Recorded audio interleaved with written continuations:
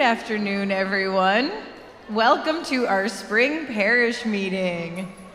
Yay! A big thank you to the food haulers for the absolutely delicious lunch. So, I am a huge fan of jigsaw puzzles. I grew up with one always being on a table somewhere in the house, so I find that jigsaw puzzles sort of calm my mind in a way that other things don't. So when I saw that my colleague Amanda Papay wrote a piece called Putting the Pieces Together, and when I was thinking about all of the parts and the pieces that we have moving around here in our time of transition, this reading really spoke to me, so I hope it does for you as well. She begins with a quote from the physicist Richard Feynman.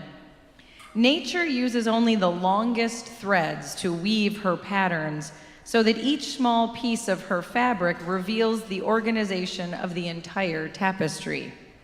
And Amanda writes, "I love jigsaw puzzles. I love that moment of satisfaction when you finally find the fourth corner piece and the smooth feel of the completed puzzle under your hand. But what I love most is seeing the picture emerge. How many times have I stared at the original mess of pieces jumbled upside down, totally disorganized, and then little by little, I notice the patterns. Life has often felt like a jigsaw puzzle. Or really, sometimes it feels more like the mess of pieces when you first dump out the box.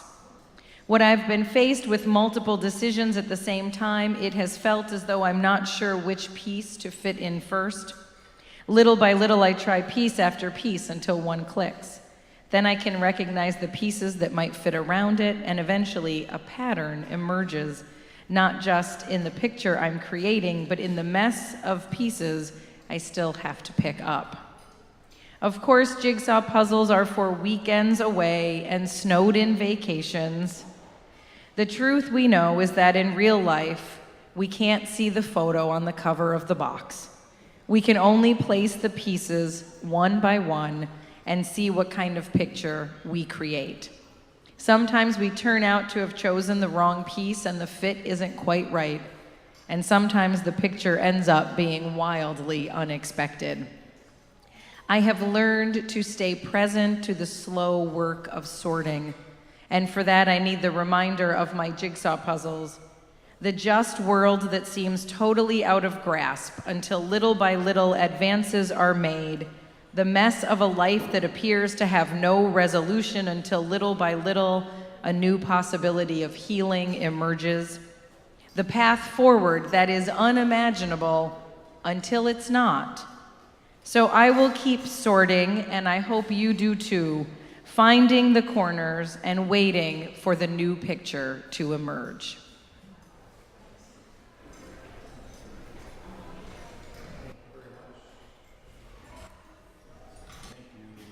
Kelly, thanks. So I guess we'll talk a little bit about this part of the jigsaw puzzle that we've been trying to put together for the last 6 months or so.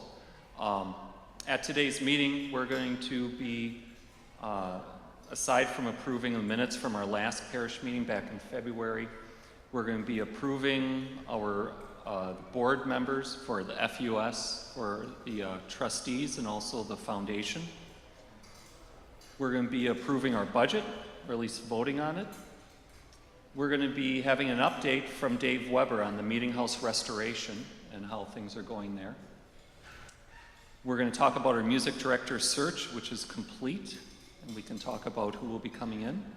Along with our interim minister search, that is complete if you all got the email on Wednesday about who has agreed. Rob Savage is here. He's going to be introducing a little bit more on Doug to us, as well as talking about the transition update and what's going to be happening around the transition.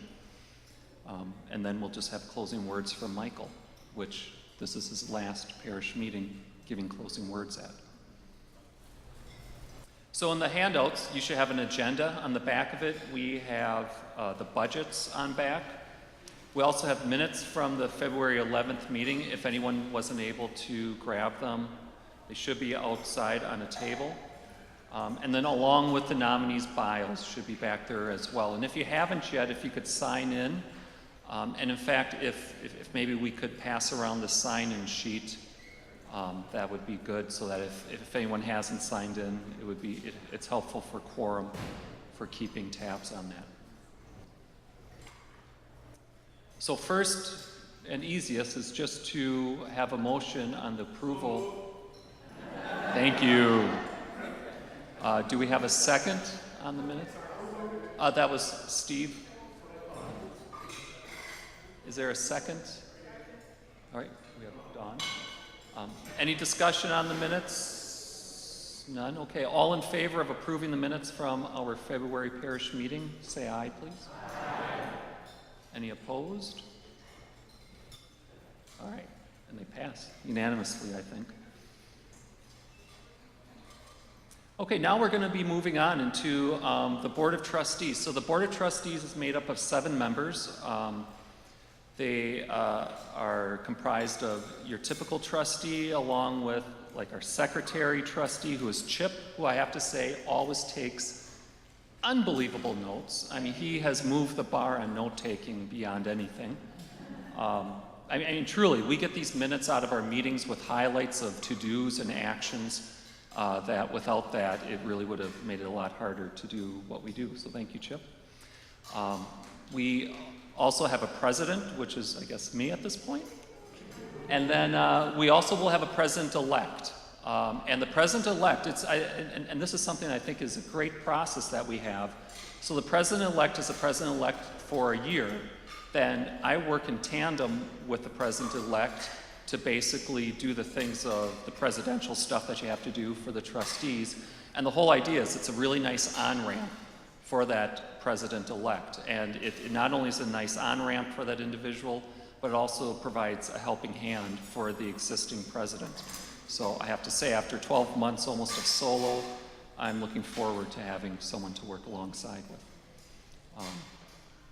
So the nominee for the Board of Trustees, this is for a 3-year term starting July 1st to June 30th of 2021, is Terry Pepper. And Terry is someone that if we do elect Terry onto the board, we have designated her as the president-elect. So she would be taking over from me in 2019, July. So, no discussion? Okay, we have a...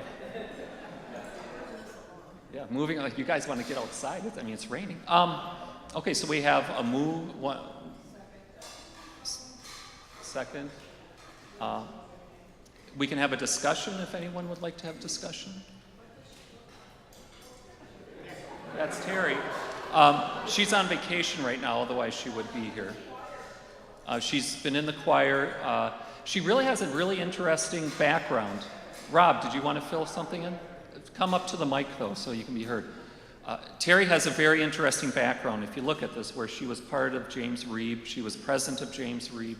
She has this affliction where any congregation she belongs to, she has to be part of leadership and involved and give back.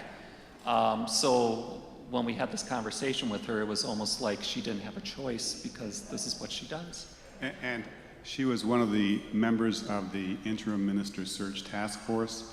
And I can really highly, highly endorse her candidacy. I really think that she is going to be great. So, there you go. I think we vote. All right. All in favor? Aye. Any opposed? All right. Woohoo! 6 weeks away then for me. That's awesome. All right. The next is for the Foundation Board. Oh, well, here, wait. There we go. It's a 3-year term, again, similar to ours, 2018 to 2021. We have Connie Beam, who is currently president of the board. Connie, you're there. So she is willing to stand once again, which is great. We have David, who is currently a member, isn't he? And so this is for another reappointment. And then Richard Miller, who I believe Richard was the past secretary, wasn't he? Of the... past president, so he's well informed on the foundation. The foundation is a great organization. If your meetings are open, I believe. I've been going to the foundation meetings. It's interesting getting to know a little bit behind the scenes how they manage. They're nearly $3 million, and the different type of funds that we have for different things. So those are always open. It's quarterly. It happens on Monday nights typically, sometimes on Tuesdays, but we do announce when those happen. So the next one that's coming up, I believe, is July 24th, which it might be a Tuesday. I can't. Pardon? Then it's the 23rd. Okay. So it is on a Monday. It's the 24th or 23rd. And we always put a mention to the Red Floors about that. So for these members, any questions on these three candidates? Connie's here, so she would be able to answer questions. All right, does anyone want to move? Right. Up. Mike? Okay. Dort, seconded. Okay, all in favor? All opposed? Unanimous? Thank you. Well, congratulations. I want to say thank you to you all, and congratulations to everyone. I mean, it is one thing I really have come to appreciate is just how much time a lot of the volunteers in our membership take in order to help the organization run. So from the board to our committees to our special task forces, all the way to the volunteers that are part of the ministry teams. Obviously, this is a huge community effort, and so the fact that people are willing to stand up and serve on the boards is vital and phenomenal. All right, so from the budget, so we had our budget forum a couple of weeks ago, and we laid out a budget. We had a change that we had to amend the budget that we proposed to you all. Effectively, our next interim minister, Doug, was concerned about the amount of professional expenses that we were delegating, because he has found that when he comes to a new church and he's actually working in the interim, he likes to rely on different sources and attend to different seminars and sort of bring in some expertise sometimes. Depending on what's all going on. And so that's really what it came down to. Rob Savage and I had a great conversation with him last Friday, and having him stand up and talk about how he just wanted to increase there in order to provide as good of service to us as possible, it was hard to argue with. So we had a $10,000 push on the budget that we had to make up for, and what we did is we were trying to keep lower our use of restricted funds that we had, or designated funds, moving money between them. And basically we had succeeded and then we kind of failed, where we basically are pulling from our designated funds the same amount that we did last year to make up for that $10,000. As many of you remember, this is a difficult budget for us. We're effectively eliminating 1.5 positions. We are doing this through the retirement of Jean, where we're not effectively replacing her, and we're taking 2 jobs, putting them together, and then we are taking 1 full-time job and knocking it down to part-time. And that's something that we didn't like to do, but we had to in order to balance the numbers. So effectively, the budget that we are proposing today is very much similar to the one that we proposed before, except for that $10,000 transfer from restricted to cover the extra expense around the interim. There is something, sort of a heads up for the parish itself, is that when we do hire a next called minister, there's a fairly significant movement around the UUA of bringing everyone up to suggested salaries. And that is one thing, when you have a called minister like Michael for over 30 years, and especially as Michael turned down raises from time to time to help us balance the budget over these 30 years, truthfully, we are woefully underpaying him. So we're gonna have to be prepared that, and this is something that Doug was telling us, is that he's more expensive than Michael, but who's coming after him is gonna be more expensive. So we just as a parish have to understand that. And that's the way it goes. Yes? The fundraising position.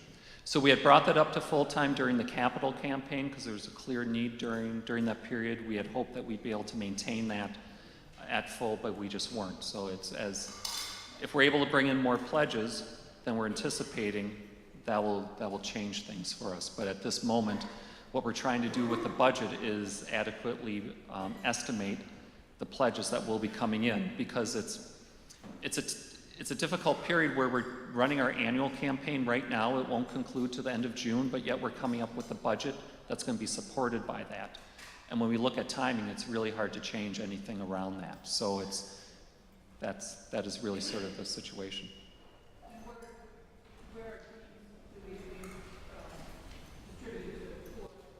Yeah, they're going to be, Monica, do you want to come up and explain a little bit? The question is, and we're going to need a mic for you, Monica. The question is, Jean's duties, whose are we all compiling together to take from 2 positions to 1? Is this on? Good morning, everybody, or good afternoon now. So we're talking about combining Janet and Jean's position into 1. So essentially 2 half-time positions, creating 1 full-time position. And that was a way to really cut down on the overall compensation. So it's not just the salary we're looking at, but health insurance and dental and pension and all those good things. And Kelly, anything else you want me to add about that? Combining the 2 positions into 1? Great. Okay. Does that answer the question for the most part? All right. It is, and it's, the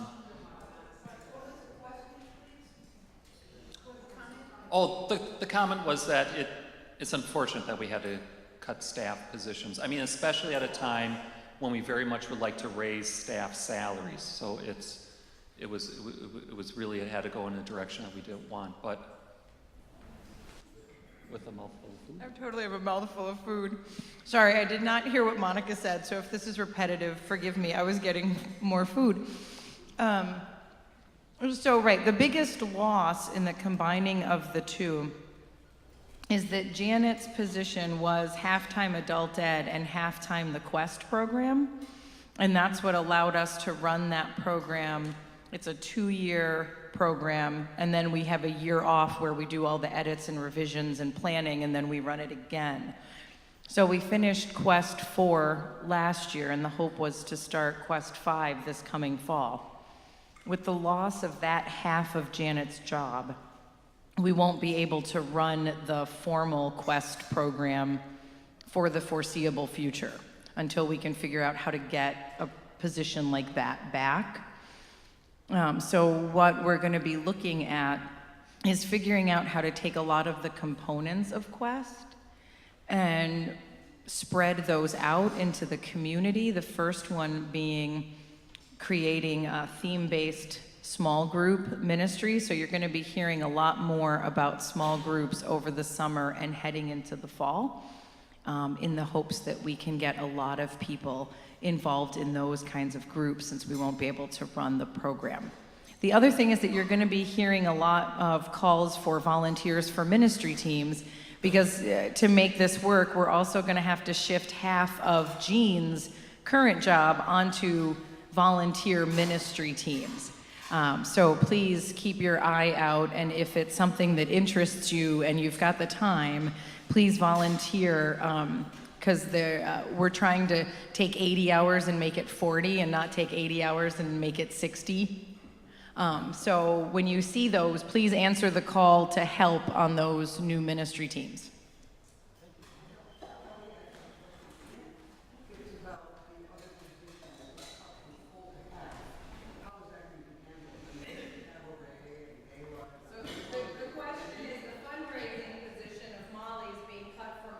To part-time, what will happen there? Right. So as Joe mentioned, the 25% that's being cut, that time was being spent on capital campaign, and now that capital campaign essentially has concluded.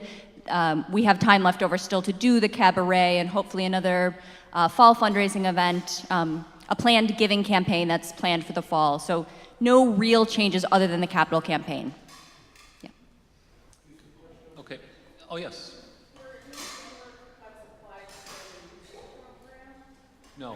No, they weren't. The question, were any of the cuts applied to the music program? No.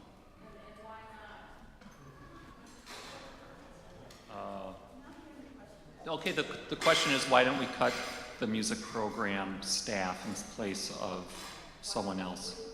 Yes.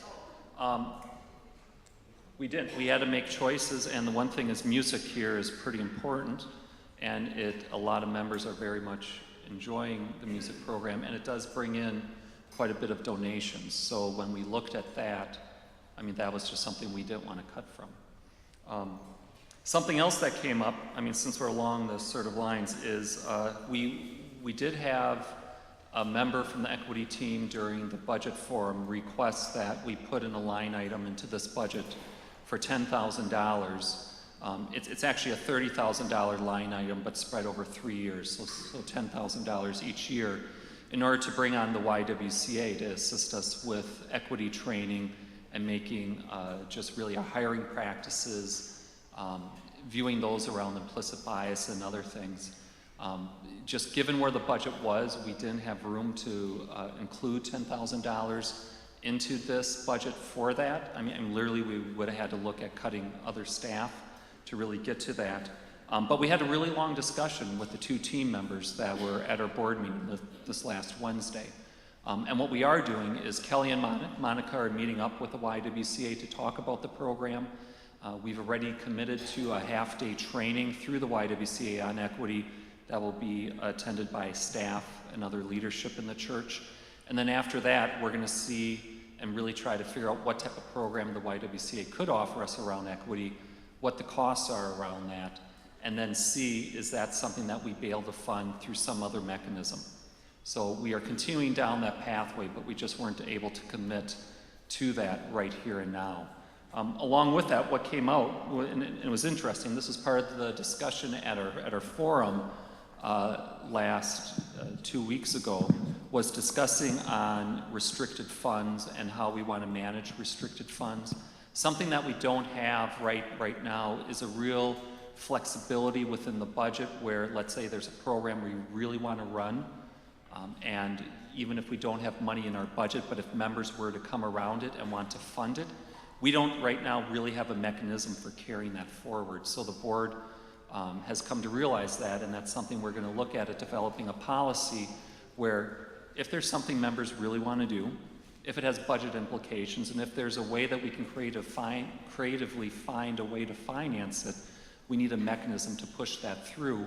That doesn't mean that the group would have to wait till the next fiscal budget, because as it stands, you'd have to wait another 12 months, which that's not how we want to operate. So we are looking at how to improve that as well, and that's something that we're going to do quickly here in the next several months. There's a question here. Yes. It's more of a comment. I just want to remind everybody, we still have a full-time social justice position, which is something we achieved fairly recently, and this budget sustains that. And I know there's lots of competing priorities, but the fact that we're still fully funding that position is tremendous. It would be wonderful if we would have the budget to not just do that, but even expand beyond that.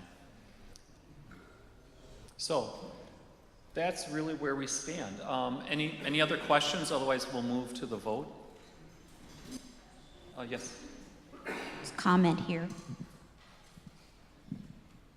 Maybe I just can't read the budget numbers, but the proposed capital budget has a transfer out of $135,000 in the two operating. And under operating, there's a transfer in of less than $135,000. What's the difference there?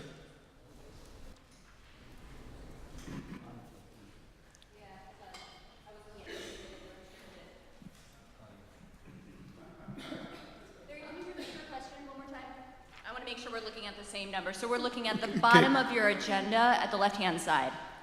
At the bottom of the line of the proposed capital budget, it says mortgage transfer of $135,000 to operating. Yeah. And then when I go up to the income for operating, funds transfer, I don't see 135,000, I see 99,000 plus. Okay, so the mortgage transfer to op is something, the 45K that we've been doing for about the last, I don't know, 4 or 5 years, if that sounds right. So we're gonna maintain that until the point that we can pay down the mortgage, so through 2020 when pledges will be paid. So does that much make sense? So how can I further explain? So 45K we've needed in order to balance the budget. So we've transferred that from the capital fund over to the operating fund for 4 or 5 years, and we have to do that in order to balance the budget up until the point that we've paid down the mortgage as we've proposed as a part of the capital campaign. Should we follow? 5 times the number of years that this proposed capital budget comes to 135,000? 45, somebody do the math, 80, 120, yes, yeah, So it's a matter of allocation. correct. So we're continuing that initiative to support the operating budget via the capital fund. Does that make sense to the majority of us? So, Monica, I think it's a matter of line out, line in for people. Is that what you're really saying? Why isn't it labeled differently? Or does somebody else have more they want to add to that? Thumbs up if that made sense to the majority of us. Okay. All right. Any suggestions about how to further? So who was aware, as we've discussed at other budget forums, that we were transferring 45K from the capital fund over to the operating fund? Thumbs up there. Okay, we have each year, correct. So we are continuing that initiative until the end of 2021. At which point we'll pay down a portion of the mortgage and we'll no longer need what I refer to as the capital crutch, that 45K. So once we pay down the mortgage, we won't have to transfer funds from the capital fund over to the operating fund. Does that make sense? Okay, I see more nods. Larry, how you doing? Me and you after? Yeah. Uh-huh.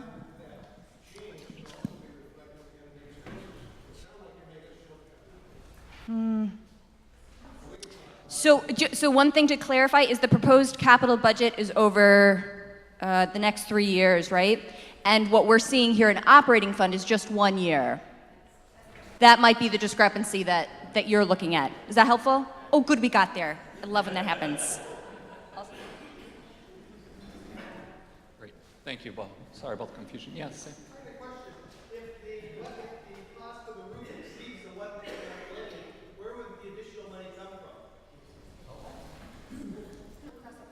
Yeah, I think we're going to have to cross that bridge when we come there. So one thing we did do with the budget for the roof is we built in how much? 30% extra in case of overruns. So while we're obviously hoping it doesn't go above that, it ought not. I'm hoping it comes below that somehow. But if it does go above that where the 30% wasn't enough of an overrun, then we're going to have to deal with that when we deal with it. So and we can talk to Dave a little bit about that. We're starting to get a little bit of a better insight into underneath the roof as to what's all going on, so we'll talk about that a little bit more. Any other questions here? So if you move 135 from the capital budget to the operating, and you only use 45 for mortgage, and the rest of it's to plug a shortfall. No, okay, I understand. So the 135 is divided by 3, so it's 45,000 every year.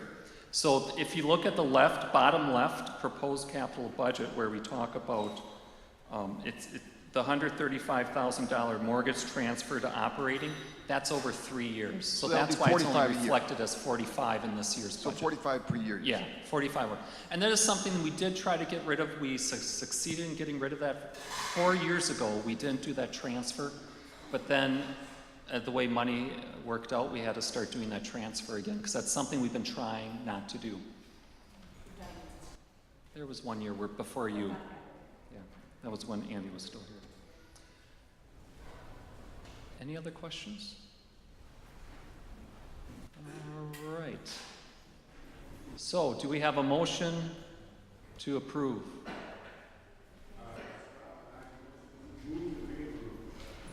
Okay. Second by Dave. Oh, did I not? There we go. Yeah. Right, for the operating, the capital, and the designated and restricted budget. Okay. So all in favor? All opposed? All right. Well, thank you very much, everyone. And one thing that I would like to emphasize is if anyone is interested in getting more involved in helping us craft the budget, we would be more than happy to have another member or two on the finance committee.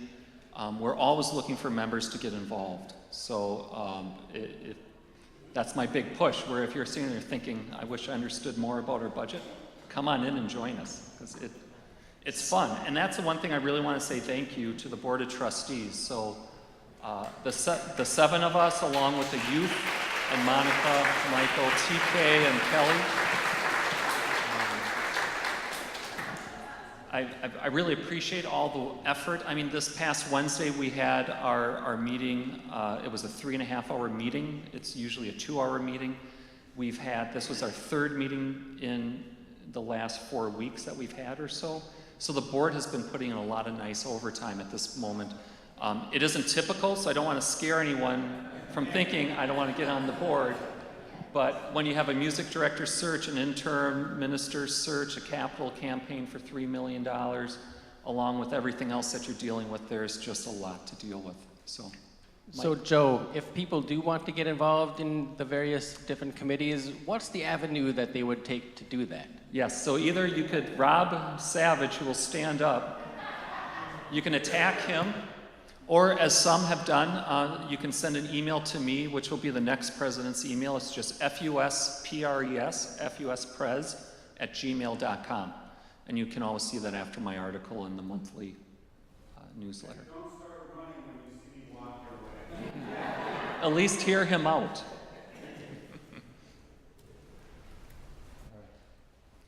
So, meeting house restoration. Dave, what do you think? I'm excited to learn.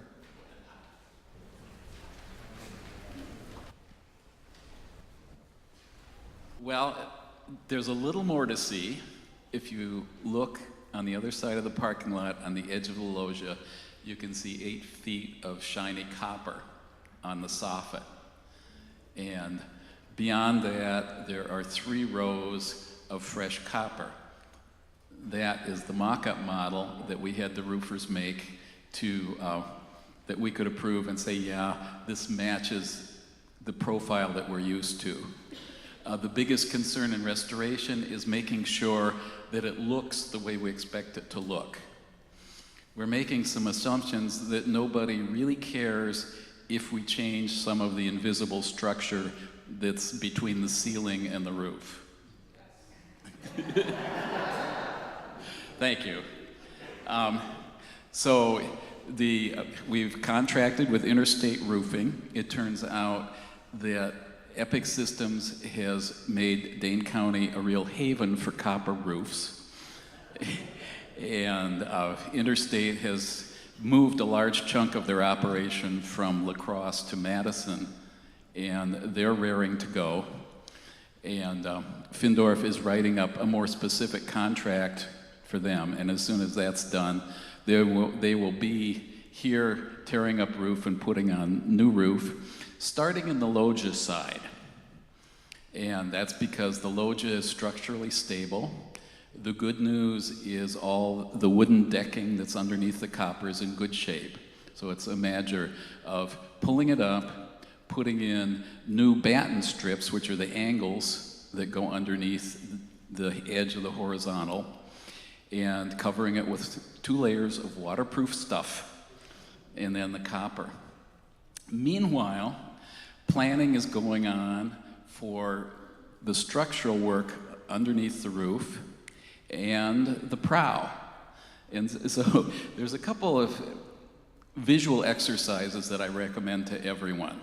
One is to go out and stand on the grass between FUS and the Children's Hospital, look at the prow from that angle, and look at how much roof is sticking out beyond the stone pillars, and think about how much it weighs and how much of that weight is being supported by glass. So that's an engineering issue, is making sure that's strong enough to support the roof before we start getting in and going up on the roof. The other thing with the roof, the more I think about it, the more complicated it becomes. And the well-accepted story is that first they built scaffoldings to where the roof would be. They built the roof on the scaffoldings. They built the stone up to support the roof, and then they took out the scaffoldings. And as I thought about that, I realized, well, that was because this roof couldn't support itself until every single board was in position. And that means we have to think very carefully about which boards we remove as we try to slip in pieces of steel. It also occurred to me that after he did this, Marshall Erdman went into prefab, and that's where he made his money. Okay, the nitty-gritty is, so within the next 2 weeks, the roofers will be here. Before that happens, there will be peripheral fences around where they're working. They will, all our entrances will be preserved so people can get in and out. And, you know, they'll have roofs over the doorways so nothing can fall on people. Eventually, there will be scaffolding on the inside and outside of the prow. So take your pictures of the prow now if you don't have any. There are thousands on the internet as well. The roofers have a very good safety record, so we aren't real concerned about that. We've talked to them about how limited our parking is, and they're aware of that, and we're looking at places on the grass where we can park. They may bring in a big trailer to shape the copper. Essentially, the copper process is not much different than what you see in these in your neighborhood when somebody gets continuous guttering and the metal's on a roll, and then they set up a series of dies and they shape these long strips. That's what it's going to be. It's going to be 8-foot strips. Interesting factoid is there's over 9,000 linear feet of copper up there. So that's almost 2 miles. And I would emphasize in terms of parking and access, they aren't going to be here on Saturdays and Sundays. We've reserved the auditorium for nothing but construction through till September. But because of that timeline, there's going to be a big push when we start getting going on this. But I think the major sufferers will be the staff that's trying to work in the loggia while guys are walking up above their heads. And that's about all I can say. Yeah, Harry. Talk a little bit about the restoration of the prow. How's the interior? Is the bathroom going to be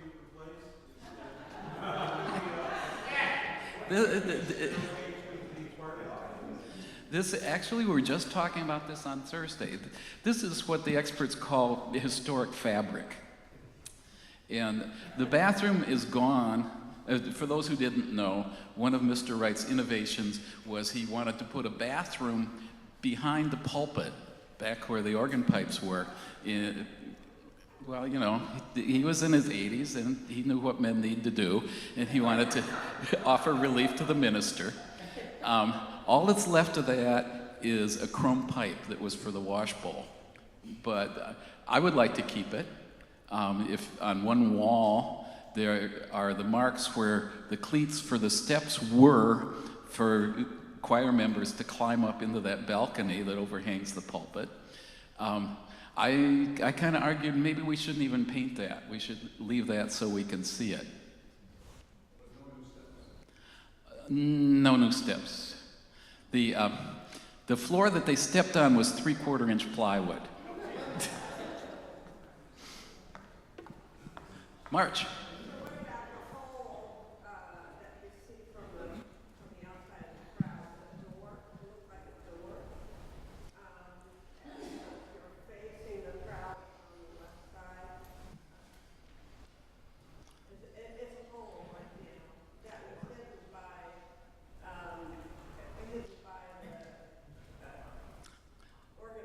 It's a question of an open. I think that was the bathroom door. I think is what you're talking about. And so that's up for debate. You know, we probably should leave some I think anything that we think was there in 1950, we're going to try to leave. And we're in the process. She says there's nothing there right now. It's a hole. A hole. Are we going to leave it as a hole? Maybe. Well, it's an opening. Yeah. I know what you mean. Yeah, I don't think I don't know. We'll see how it looks. Hi, David. I was on the Capitol campaign telephoning event, and I relayed this story to David at Cabaret, that one of the people I talked to was not happy with the expense of a new copper roof, thinking we should look at saving money and maybe doing shingles or something. And I came up with a fairly good off-the-fly reply, is that we as a congregation have said we are going to maintain the integrity of this Frank Lloyd Wright design. And I offered the opportunity that your money in the capital campaign could go to a different project because we have lots of other things going on. Told it to David. He told me a little bit about the difference between asphalt and copper. And could you summarize that response? The most important fact about asphalt versus copper is asphalt weighs over twice as much. So it's kind of a non-starter in a roof that is not supporting its own weight. That's the other visual exercise that I meant to say, is go to the right side of that gable that's over the hearthroom doors and stand at the eaves and run eyeball along the eaves so it looks like it's a perfectly flat plane. Then start backing away. And as you back away, you'll see more and more of the horizontal seams because they're all flat. And that's the pond where the water's collecting over the J truss and where the water's running back into the room. So it's not holding itself up now. And the shingles are very heavy. Also, it's sort of short-term and long-term investments because the shingles are cheap initially, but a copper roof may last for the lifetime of 3 sets of shingles, and then it looks very different. David, thank you very much for all the work you've done on this. One of the things that you mentioned was, is it supporting the weight? And it looks like there were things that were taken out when the organ was put in. Will those be replaced before they start to actually work on the prow? Good preservation question. And we're still debating it because, we looked at it and we thought, there's slots, dados, that are cut into the angular things in the prow that look like they ought to have had supports. At the Monona Terrace, there are all those Pedro Guerrero, Frank Lloyd Wright photographs. There's one of the interior of the prow. And looking at that, which was taken in 1952, it looks like those slots are just there. So there may never have been braces in those. and that's that's a question for the structural engineers is, well, if they were never there, do we need them?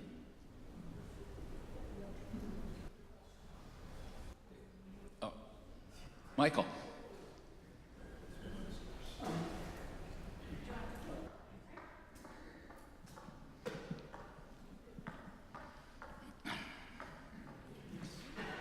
I'm not a chemist, but it's my understanding that copper will blend with the elements of nature and form compounds, which accounts for the green patina that forms on copper.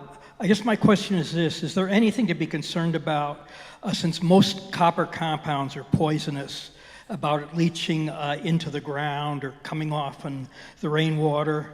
I mean, you see some green stains as you come into the building. Is that any area for concern?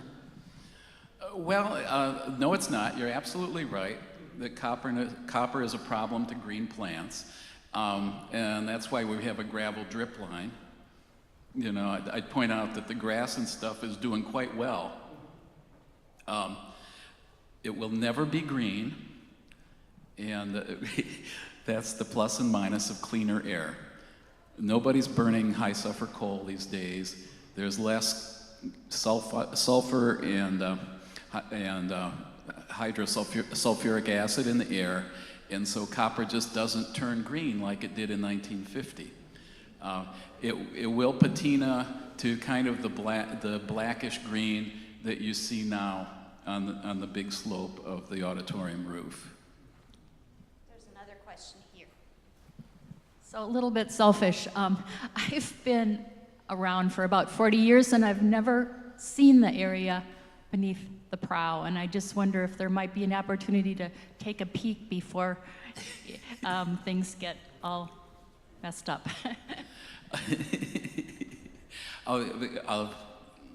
I guess so. I don't know. You know, it's an awful tight and kind of, it makes you nervous taking people there because it's so full of junk. You know, I'll happy give one-on-one private tours. The door is always unlocked. Anybody's welcome as a member to open the door and walk back in there and see what you can see. A movie, yeah. I think most of us would agree that actually the number one priority for the roof is that it remain leak-free for a long, long time. And remembering that the prior installations had serious errors in terms of the choice of underlayment and installation, what evidence do we have that the 2 layers of membrane that you referred to will in fact last for a long period of time? What are those materials, and what is the real evidence to support that? Good question, Mark. I think the real evidence is empirical, that it's been used for 10 or 15 years, and it seems to form a good seal. It seals around nails much better than tar paper does. And we're going from 0 to 2, which is a plus. We're changing the slight angle of the batten supports so that they shed water a little better. And we're putting the batten supports underneath the waterproof layer instead of on top of it, which was one of the big errors of the last restoration. Is their consultant was adamant that things be done exactly the way Mr. Wright did it, which involved thousands of nail holes through tar paper. You know, I think the other thing, and what fills me with hope, is the engineering work. And that's something we never did in all those meetings when we talked about, you know, the leaks in the loggia and the leaks in the roof. We talked a lot about, you know, how do we make this copper watertight? And we're abandoning that. We aren't going to try to solder any of the joints in the copper. We're going to have it overlap and count on the engineering to have the copper shed water. And we're counting on the engineering to create a less mobile roof so the copper doesn't get bent and distorted. You know, and when you think about it, people talk about the flexibility of the wood roof, and the problem is when wood flexes, it tends to pretty much return to where it was. When it flexes copper, the copper stays where it got left, and that creates a lot of gaps and problems. Will there be a change in the number of soldered joints or the treatment of those joints? Because that was another failure area. Yeah, we aren't going to solder. There'll be no solder. No, it's just going to lap. Tom Garver. He's right behind you, Mark. Excuse me, I think one of the major factors here is finally, at last, the remarkable amount of work that has been done on the substrate, on the substructure. So in other words, it's as though we had been putting wallpaper over a defective plaster wall for years and wondering why it kept peeling off. You know, why does this roof keep leaking? And when it was repaired in 1994, one section was repaired, but because the Wisconsin State Historical Society said you could only make these repairs on critical areas, the famous truss J was not reinforced. And I think this is the critical area that the entire auditorium roof, not only is there going to be sister trusses and so on a couple of places, but there's going to be also plates bolted on all the joints, and so that the wall underneath the wallpaper, the roof under the copper is going to be reinforced in a way that has never been done. I think that's the real critical issue. Well stated. Another factoid is Fendorf has put cameras monitoring the J-truss, and during that last big snowstorm in April, it shifted forward 1/8 of an inch. So, and that's the other thing we've discovered is not only did it drop, and then they tried to stabilize it with a cable so it bowed, it's also rolling. And so it's going to we're going to put in some sidewise trusses to keep the J truss where it's rolled to and not let it go any farther. Herman. Has a decision been made on how much drywall on the inside ceiling has to be removed? No. Once we get it all buttoned up, then we'll do that. The big ceiling looks great to me. I don't think the auditorium ceiling has ever looked better. So we're really talking about the bad spot in the hearth room where all the water came down. Yep. Yeah, and all the access to stabilize the roof is going to come through the top. We're going to remove decking and come in that. We sincerely, dearly do not want to disturb the interior ceiling at all. Okay.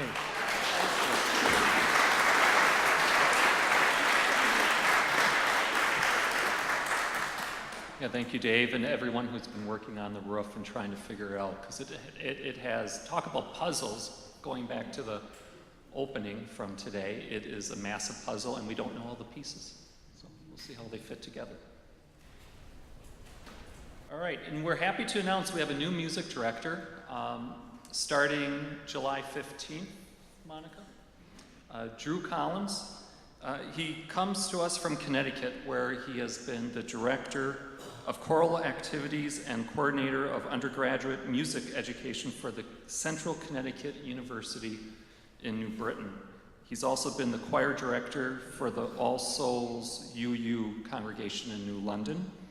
He holds a doctorate of musical arts in choral conducting and composition from the Cincinnati Conservatory of Music. He is a prolific composer of choral music. He's also a professional choral singer to go along with that. And he has published articles and book chapters on choral conducting and repertoire. So he's really into that. He's going to be coming here with his family. So he has a wife, Julie, a son, Gabriel, who's 5 years old, and a daughter, Alina, who's 2. Drew is from Minnesota. His wife, Julie, is from Illinois. So they're really happy to be sandwiched in between where the two families are. And they're absolutely excited to be coming back home. So we're excited.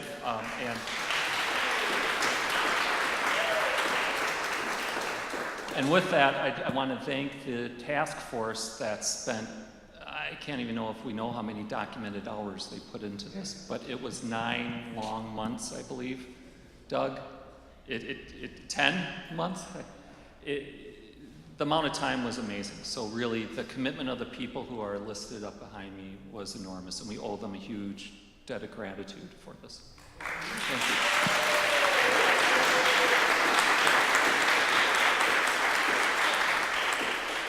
Maureen, could you, just one moment, we have a question. Maureen, could you? Pardon? Yeah, he does. Doug, do you want to just fill it in? Could you give him, Maureen, could you give him the mic, please?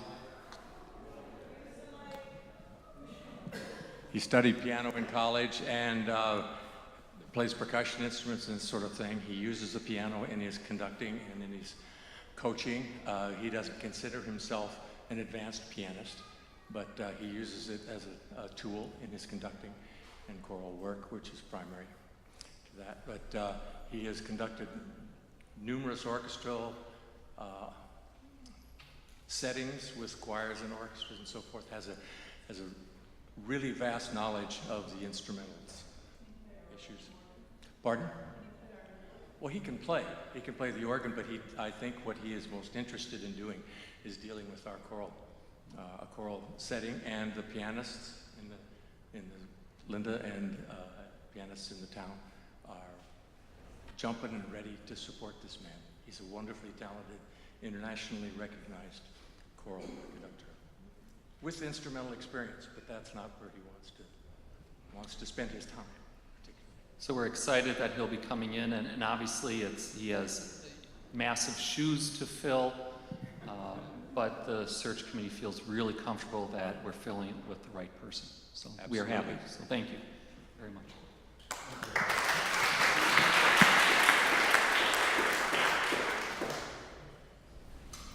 And another hire, so it's like we've been going gangbusters, is our interim minister.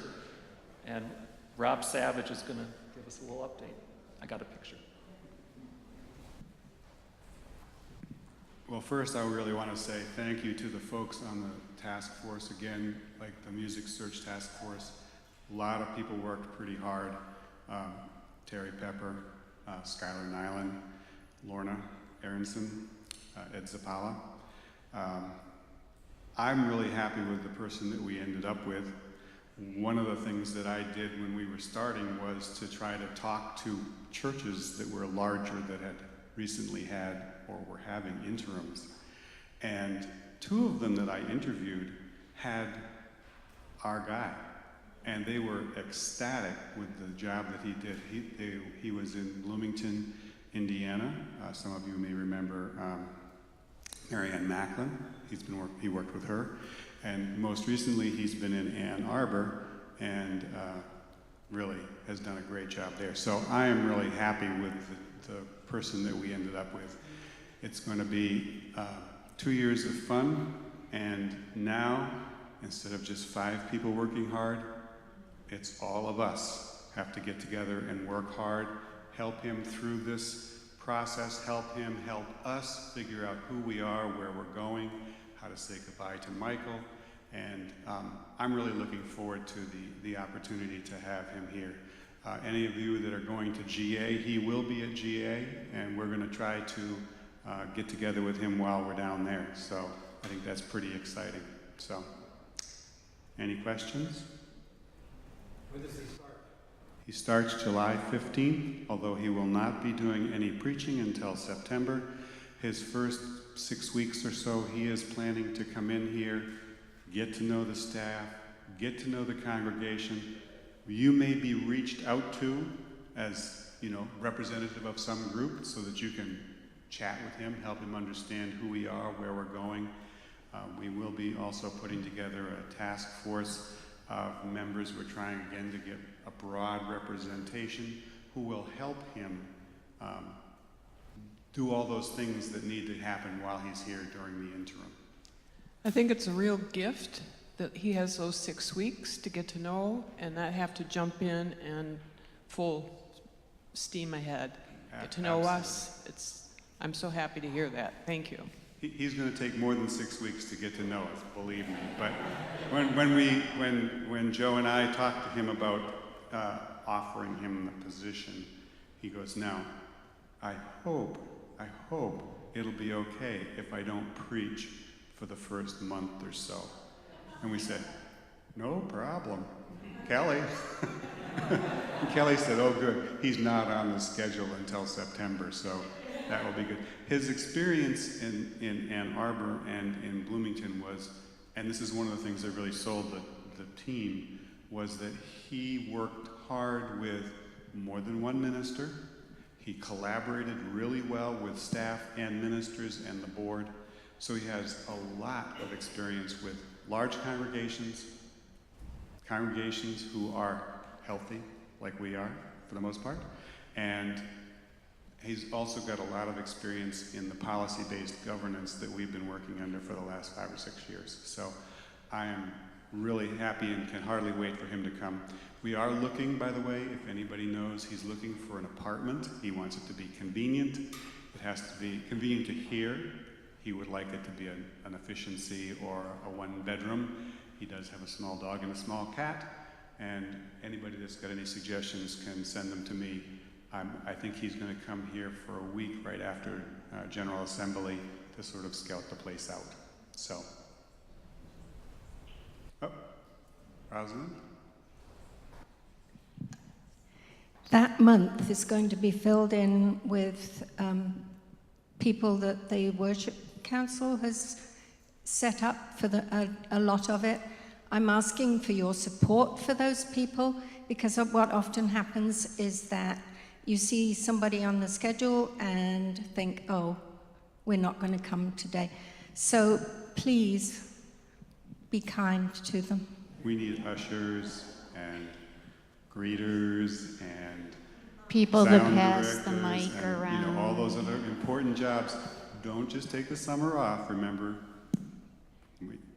The church needs you. So I'm looking forward to it. I'm looking forward to all your help when we move forward with this. So. Thank you.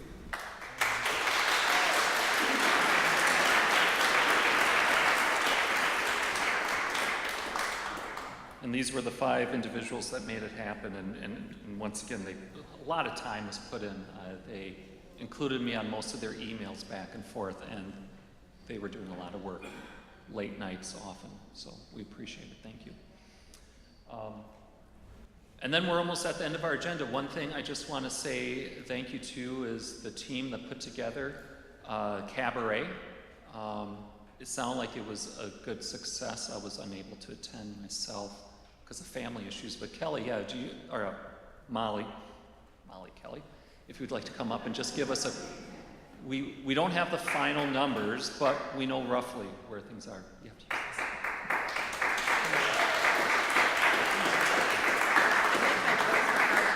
Anyway, so good afternoon.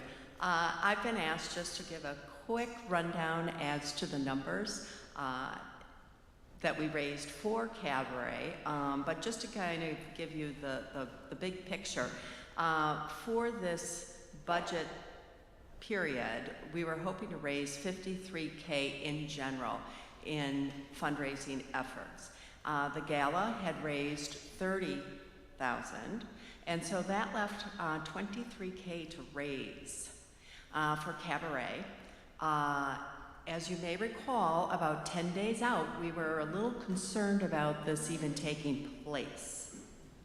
However, due to an incredible team, we did gross over 23 grand. So now there will be some expenses taken out of that, but the team also really kept the expenses low. So the expenses have yet to be taken out, and those are just around $4,300 for the expenses. For an event of this size, I think that's pretty good. But again, I want to say the team was amazing.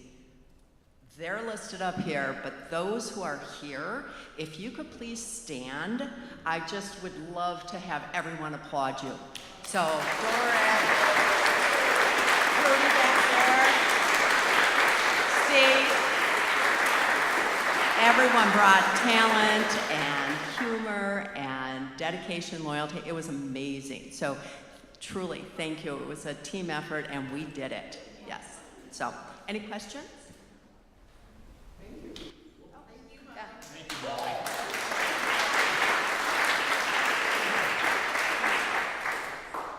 All right, we're almost to the end where we'll bring up Michael for the closing, but I just want to thank everyone.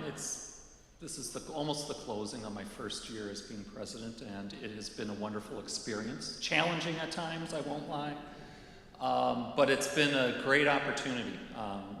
Each of the challenges that have come up have, as I tell this to the other board of trustees and other people I talk to, those challenges are often a great opportunity for growth. So it's as much as I've been putting in, I've been getting out even more than what I've been putting in, I feel I've been blessed with. So thank you. I really appreciate it. Thank you, everyone.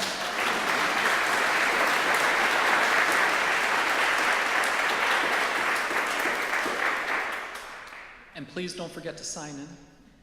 But next, Michael. Oh, yes.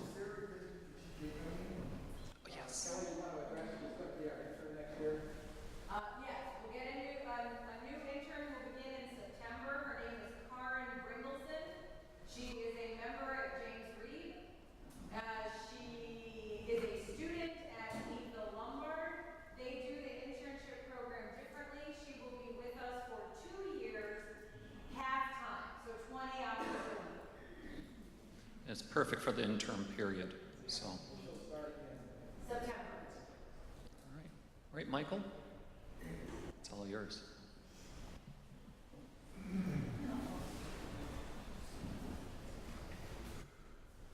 Well, before the closing, I just wanted to preface this reading with a couple of comments.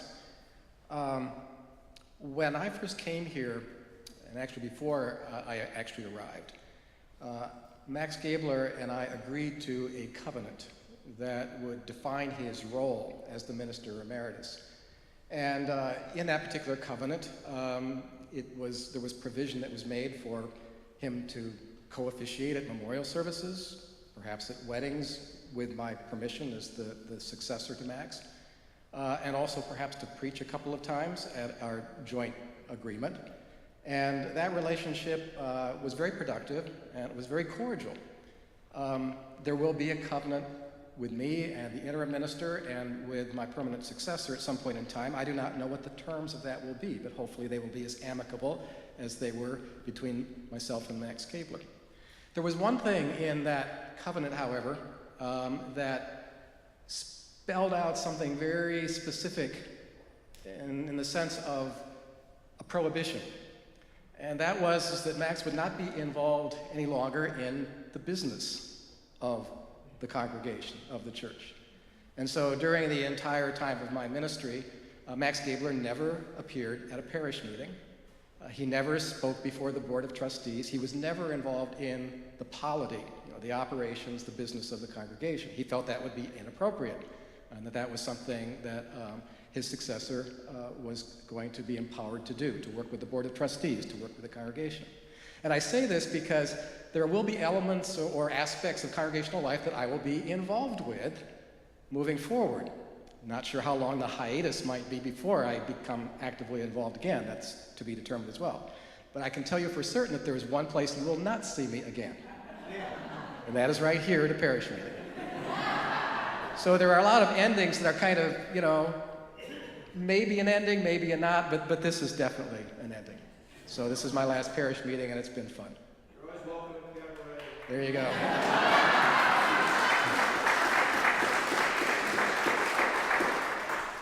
And thank you all for your commitment. I see a lot of familiar faces who are here faithfully for these parish meetings and helping us to create the policies and to elect the people who are going to lead this congregation forward. And it's wonderful to have experienced your commitment.